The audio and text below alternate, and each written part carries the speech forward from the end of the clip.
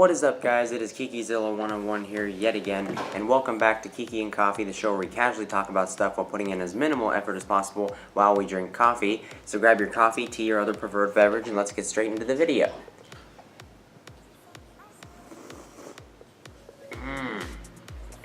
That's good. Alright, so today we have our little bull shark mug, which is probably my favorite coffee mug that I own. Because it's big, but also it has this really nice like lifted pattern. If you see, like, it's actually like a bump that's coming off the cup there, and it's from the Denver Downtown Aquarium, which is one of my favorite places to visit, and it's got this bull shark on there, which is probably my favorite modern day shark. Or at least one of them. It was for a long time. I think I have a new one now. Anyways, speaking of favorites, today we're going to be talking about my top 10 favorite carnivorous dinosaurs of all time. And today joining us, of course, is KikiZilla himself.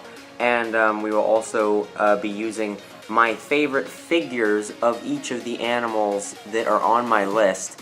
Or at least my favorite representation that I own. So there could be a figure of that animal that I don't have yet, or there could be a figure I like better of that animal that I don't have yet. But these are the best that I own, and I'm just going to use them to help me represent the animals on our list today. So if you guys like this top 10, then you guys can make sure to let me know in the comment section below, and I'll get around to doing another one. I'm recording 2 of them today. I'm also doing my top 10 favorite herbivorous dinosaurs in this same day, but that'll be a separate video, obviously. Alrighty, now let's get into this list. So, starting off at number 10, we have Irritator Challengeri, I think is how you say it. You're supposed to say it. Irritator is a Spinosaurid from South America.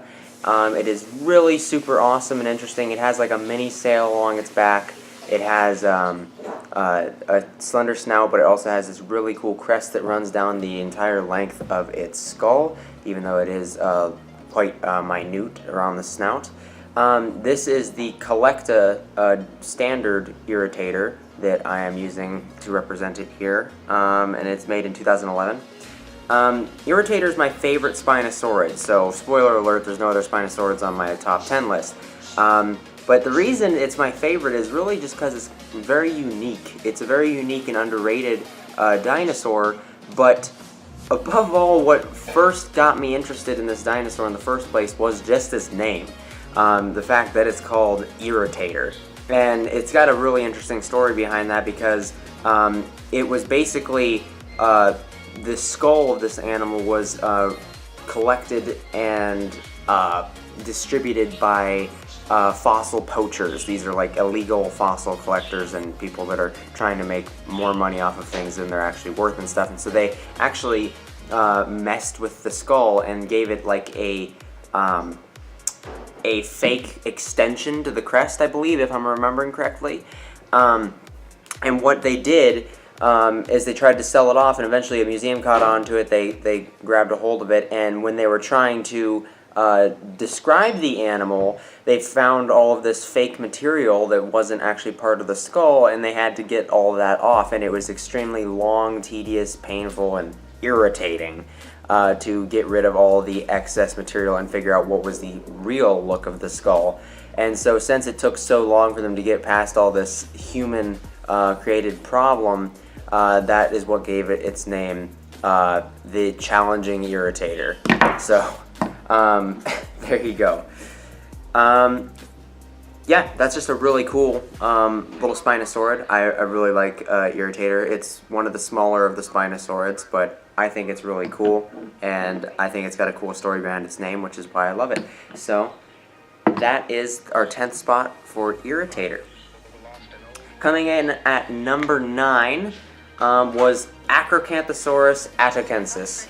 Now this animal, I didn't even really realize it was on my top 10 list until I was doing my top 10s, because these last, like especially the bottom 5 of this, or the higher 5 of this list, by that I mean like 6, 7, 8, and 9, 10, were all very hard to pick. The first 5 were much easier to pick the order, but these ones are much more difficult. And that's usually because I just don't really think about it, and the top 5 are much closer together in terms of how much I like them. These other ones are kind of a little bit further apart. But anyways, I'm using the Safari LTD 2012 Acrocanthosaurus here. Acrocanthosaurus is a very interesting Carcharodontosaurid, which I love Carcharodontosaurids. I think they're really awesome. It's got a very unique skull shape. It's very slender for a Carcharodontosaurid. Usually they have a little bit taller skulls than Acrocanthosaurus did. But it also has this very high spine running down its back. And you might have noticed I mentioned its skull first, and that's because that's actually my favorite part of Acrocanthosaurus. I'm not really that huge of a fan that it has a big sail. It's pretty cool, but it would have been more like a hump in life and rather than a sail like it's depicted on this figure. And I just think its skull shape is really cool, and it's a pretty interesting animal. It's one of our, I think it's the only, no, it's one of the very few Carcharodontosaurids we know of from the United States and North America. So it's pretty cool animal to think about, and it also likely hunted sauropods, which is another really cool thing to think about. So yeah, Acrocanthosaurus is just really cool. So that's our number 9 spot. Coming in at number 8, we have Ceratosaurus Nasicornis. And yes, I know this figure in particular is probably trying to mimic Dentis calcatus, but I like Nasicornis better. I just like the proportions a lot more. Ceratosaurus is another one that I didn't really think was on my top 10 list until I was going through and considering all my options, and I just really like Ceratosaurus. It's really cool. I'm a huge Morrison formation fan. I think all the animals from there are very fascinating. And Ceratosaurus is a very unique skull with the 3 crests there, but it also has very long teeth, some of the longest teeth of any terrestrial animal in relation to its body size, which is really incredible. And it's just a really interesting animal, and we were learning more and more about it. Like, it might even have a somewhat pestiferous lifestyle, according to some more of the research, the more recent research. And they also possibly got a lot bigger than we thought that they did originally, which all just increases the interest and intrigue of this animal to me. But in particular, I think the big thing that's been pushing it ahead is this figure in particular, this Papo 2017 Ceratosaurus. Because I used it a bunch in Mesozoic Isle, and I just loved puppeting this thing. That's just great. And I loved just looking at it. It's just a really fantastic figure. So Loki's knocking over all my figures over here, which is not fun, because they're gonna get all scratched up. Whatever. I'm leaving them on their side. I don't even care anymore. Alright. Now with number 8 out of the way, we're down to number 7, which is actually my lucky number and my favorite number. But we're going to take a quick break here. Some kind of seasoned bagel with veggie spread on it. Really good. Probably my second favorite bagel. My first favorite is blueberry with honey walnut smear or something like that. There we go. Alright, so now back down to number 7. My 7th favorite carnivorous dinosaur is Albertosaurus Sarcophagus. And you may be wondering why I pronounced it like that. And that's because its species name, Sarcophagus, is, yes, spelled exactly like sarcophagus, but it is derived from 2 Latin words meaning flesh eater, and each word is pronounced a little bit differently, and based on the pronunciation I sat there and I considered it for a bit, and I think the best way to pronounce it is sarcophagus rather than sarcophagus. I think that's just attaching a separate word onto that, but technically they're 2 words put together. So it's Albertosaurus Sarcophagus. I'm using the Carnegie Albertosaurus here, the 2003, I think. Yes, it's the 2003 Carnegie Albertosaurus. Not necessarily my favorite figure. I don't really think there is a very good figure of Albertosaurus out there, which is one animal that I really think needs to get a figure made because it's one of the most popular of dinosaurs that are completely lacking in very good figures. This is a pretty decent figure from the Carnegie collection, I'll be honest, because it's actually able to stand really well on its own 2 feet, even after all these years, but it's just design-wise, I'm not really a fan of this thing. It's just very generic in the face and doesn't really make me care for it all that. Anyway, this is an example of a figure that I'm just using to represent it because I have it. But I love Albertosaurus because it's a very fast Tyrannosaurus, so it has a very different body style and very different lifestyle than other Tyrannosaurs that are more popular. And it also possibly lived in the cold, possibly even seeing snow, and it definitely migrated through areas that were likely getting snow. And it also lived alongside Pachyrhinosaurus, which is another one of my favorite dinosaurs, so that's always pretty cool. But there's also Gorgosaurus, which is very interesting. I love Gorgosaurus, but I like Albertosaurus more just because of its general proportions. I like its proportions. It's more like lean proportions, a little bit better. Even though that Gorgosaurus has the cool, like, big crests, or bigger crests, Albertosaurus definitely had crests of its own. They were just not as big. And I just, personally, I just like Albertosaurus's proportions a little better, and I like its lifestyle a little bit better, and the niche that it held, because it was more of a dominant predator rather than Gorgosaurus was. Gorgosaurus kind of split that reputation with Daspletosaurus, which lived at the same time as it. Now, down to number 6. I do not have a figure for this animal, but my 6th favorite carnivorous dinosaur is Austalovenator Wintonensis. I believe is how you say that. So Austalovenator Wintonensis is a really cool and very underrated animal that you guys probably know about, but you don't know that you know about it. It's an Australian dinosaur. It's one of the very few dinosaurs discovered from Australia, and even fewer of carnivorous dinosaurs discovered, and even fewer of preservation level that it actually gotten.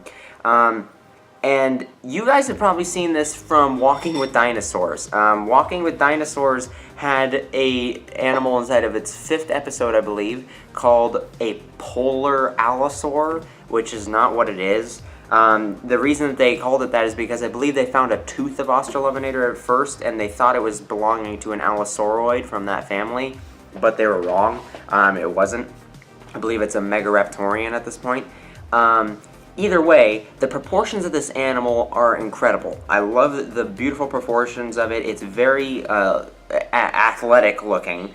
Very cool dinosaur indeed. And I love its name as well, but also the fact that it possibly lived at a time where there was cold weather with snow and whatnot, and living alongside Leonolosaur, which is another one of my favorite dinosaurs. And it just the thought of this really interesting animal living down in the polar regions back then, possibly seeing snow with this really cool body style, just really made me fall in love with Austalovenator. And so that's and also it has a really cool name. That's just a really cool name to say, Austalovenator. I love Austalovenator. There you go. That was a really bad pun. So yeah, that's my my 6th favorite dinosaur there. Moving on to number 5, we're gonna take one more bite of our bagel. Right. Moving on to number 5, we're getting into familiar territory here. We have Torvosaurus Tanneri, or Tanneri. And yes, don't give me that sass. I know that this figure is representing Torvosaurus gurnii, but I don't care. I like Tanneri better because it's from the Morrison Formation, sucka.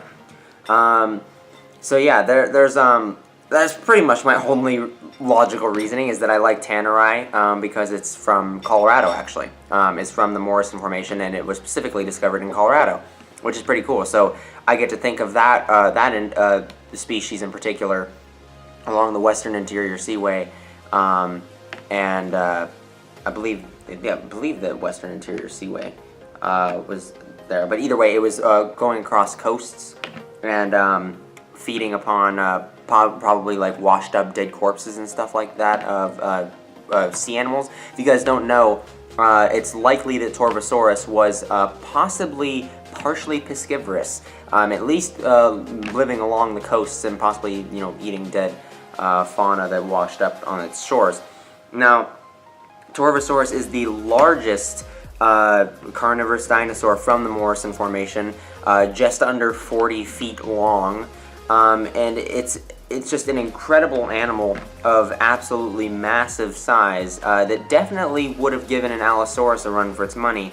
However, Allosaurus, most likely being a pack hunter, definitely would have given it an advantage in that, and it would have probably been a similar relationship as we see in grizzly bears and wolves nowadays inside the Rocky Mountains, where the grizzly bears, yes, are more powerful and bigger, and so one-on-one, yeah, they'd probably definitely win, but a pack of wolves can definitely hold their own against a grizzly. That's pretty much sums up why I love Torvosaurus. Also, its name means savage lizard, which is really awesome. So, and I love its depiction inside Dinosaur Revolution. It just seems like a mean predator, and I think it was pretty cool just to think of Torvosaurus as a really brutal animal. So there we go. Let's move on. So now we're down into our top 4, with number 4 being a very familiar one. That actually got demoted from 2nd place. It used to be my 2nd favorite, but now it's 4th, is Utahraptor. Utahraptor is really an awesome animal. I've always been a big fan of dromaeosaurs, despite the fact that there's only one on my list. Dromaeosaurs as a family are something I've always been fascinated with, but no dromaeosaur interests me more than Utahraptor. It was massive. It was the size of a polar bear, and it could run at extreme speeds. It probably was a pack hunter. And now that we're getting even more insight to actually how unique Utahraptor was, it is so vastly different from other dromaeosaurs. This figure is very inaccurate, so don't take this figure as a example. By the way, this is the Collecta Utahraptor, which is the 2011 one, and it was repainted by Spino Dude Reviews, who's a good friend of mine. The link to his channel will be up in the top right corner right now. This is a really awesome animal. Just thinking about how the animal would have been able to move at such speeds and tackle large prey is something that really fascinates me. And the newer discoveries of Utahraptor have been enlightening us to its new body style, which actually didn't have a very rigid tail like other dromaeosaurs. It actually had quite a loose one, probably indicating that it was doing a lot less high speed running, and more was using that tail to try to counterbalance itself while being a little bit more agile. So possibly, you know, grappling on and climbing up stuff is something that would have been probably a little bit more useful for. Which is really cool, because it's probably indicating that it was going after things. However, it also has reduced sickle claw size, which is indicating that it most likely was using its claws less than other dromaeosaurs, and was using its bigger and more robust head and arms as its weapons of choice. Probably because of its such a large size, it probably is a little bit costly to jump onto things. And it's a lot more effective when you're a very powerful predator and you can just run your face straight into it. So Utahraptor is a super awesome and interesting animal. It's been one of my favorite dinosaurs since almost as long as I can remember. Alright, now we're getting down into the top 3, people. Top 3. Now, this is a new one. This one was my 4th place, and by the way, I actually just realized I forgot to say the figure I was using for the Torvosaurus is the 2016 Collecta Torvosaurus, just in case, you know, somebody doesn't know and they're wondering. Now the Papo Allosaurus is what I'm using for my Allosaurus Fragilis. I did that kind of backwards, which is my number 3 spot for my 3rd favorite carnivorous dinosaur of all time. And I think this animal is extremely interesting, and one of the most badass dinosaurs that have ever lived. Allosaurus is such an awesome animal. I am not going to get too much into talking about Allosaurus in particular because I actually have a whole video planned about that, which is going to be really cool. I have a new series coming up called Paleo Showcase, and that is going to be really fun to talk about the topics in there. One of them is Allosaurus, which I am really looking forward to making that video. Now, Allosaurus Fragilis is from the Morrison Formation, and it's my favorite animal from the Morrison Formation. It is just a super awesome hyper predator that was most likely pack hunters. And yes, it was most likely pack hunters. Don't try to argue with me. I'm not going to argue with you about that. You can wait to watch my video on it and you'll find out why. So yeah, Allosaurus, I mean, there's not too much I can say besides the fact that it's just really awesome. It's a classic dinosaur, and yeah, just wait till my Paleo Showcase comes out and then you're going to really find out why I love this animal. Alright. So that's number 3. Moving on to number 2 is Giganotosaurus Carolinii. Giganotosaurus, where do I start? It's quite possibly, and very likely, the largest carnivorous animal to ever walk the earth. It is just an incredible animal. Up to possibly 46 feet in length. With a just massive body. I've seen a skeleton of these guys or of a Giganotosaurus in person, and that skeleton is based off of the maximum estimate. They have a current individual that's around 40 feet long, is the one that they have that's pretty well preserved, but they found teeth, the front teeth of a individual that is even bigger. Estimations put it at over the size of the largest Tyrannosaurus ever discovered. Now, despite being larger than Tyrannosaurus, it was lighter. Carnosaurs were actually very lightly built and were very athletic animals compared to a lot of other creatures. This was a very fast animal for its size and was possibly very like consistently active, holding up a lot of endurance throughout its lifespan.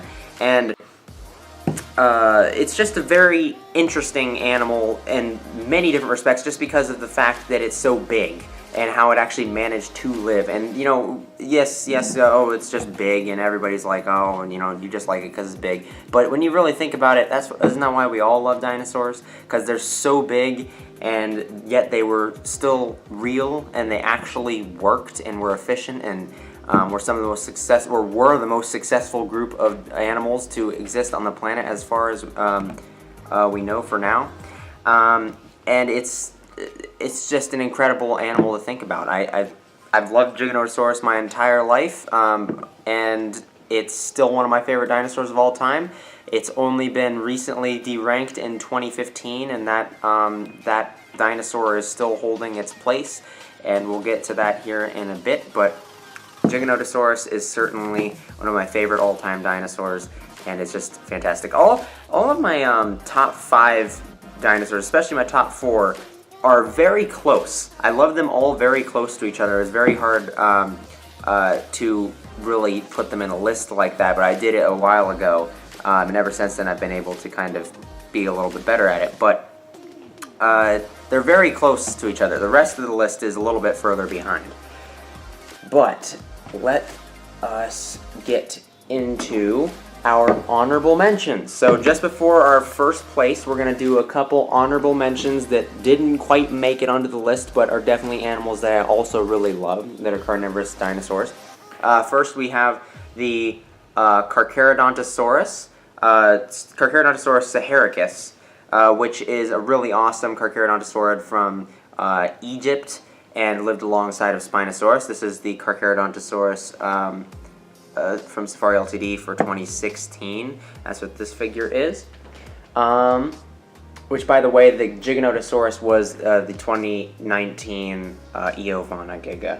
That's what that figure is. Another one of my favorites is Dilophosaurus. Is another honorable mention. Dilophosaurus Wetherilli, which is a really cool animal that I first fell in love with When Dinosaurs Roamed America. However, that's one of the main reasons I love it, is because of When Dinosaurs Roamed America, besides the fact that it just looks really cool with an awesome head shape. But it just missed being on the top 10 list, but it's still a very cool animal. And this is the Papo, I don't know what year, Papo 2014 Dilophosaurus. Then we have Carnotaurus Sastrei, which is a really awesome dinosaur, possibly the fastest dinosaur to ever live. And it's just got an awesome pair of horns, but the main reason that I love it is, like I said, the speed and the lifestyle of Carnotaurus. I actually don't really care about the horns all that much, but it is a very interesting feature. But it's mostly the lifestyle and speed of the animal that really intrigued me. And that is another honorable mention. We just have 2 more honorable mentions. Another one that I don't have a figure of is Ostafrikasaurus Crassiserratus, which is a really cool animal. Some of you guys might have thought that was just an excuse to try to cuss, but Ostafrikasaurus is a real animal. It's actually a Spinosaurid known from only a single tooth, and it was originally known, I think they found some more teeth of it, but it's a very early the Spinosaurus, it's the earliest we know of, and it's speculated that it possibly could have looked like a mix between a Megalosaurid and a Spinosaurid, which, if you guys didn't know, Megalosaurids evolved into Spinosaurids or diverged into Spinosaurids. And so it could have been very cool looking, and the only reason it didn't make my list is that it's just, we simply don't know what it looks like. It's really cool to imagine and speculate about, but I do know what Irritator looks like. However, if it did look like this one piece of art right here, then it probably would derank Irritator for my favorite Spinosaurid. So there you go. Then the final one is probably the most popular dinosaur on my list, is Velociraptor Mongoliensis. And Velociraptor is just really cool. Yet again, I love dromaeosaurs, and you can't go wrong with Velociraptor. It's got a really cool body shape. It's very small, which is really cool, but it's probably one of the faster of the dromaeosaurs compared to its body size. And it was most likely covered in a beautiful plumage like this. Things like Utahraptor might have a little bit more likelihood that it had less scales, or possibly none at all, or I mean feathers, but I really love my feathers, and so imagining Velociraptor with this beautiful plumage is something that really gets my heart going, and I love it. But this figure is the feathered Velociraptor from 2017 for 2017 from Safari Ltd. Now, with all those honorable mentions out of the way, let's get into our number 1 spot, which is none other than Yutyrannus Hauli. Yutyrannus Hauli is my favorite all-time dinosaur. Yet again, I'm going to make a paleo showcase on Yutyrannus, so keep an eye out for that if you guys want to learn more about why Yutyrannus is such an interesting animal. However, I can quickly sum it up here by saying it's covered in frickin' feathers. It's a early Tyrannosauroid that is completely covered in feathers. We found it with we found 3 of them in one quarry, 1 adult and 2 younger juvenile/adolescent individuals alongside of it. More evidence of Tyrannosaur family group hunting or traveling or living. And they also, in the same area where Yutyrannus was discovered, they had found evidence of permafrost. Permafrost is ground that is permanently frozen all year round.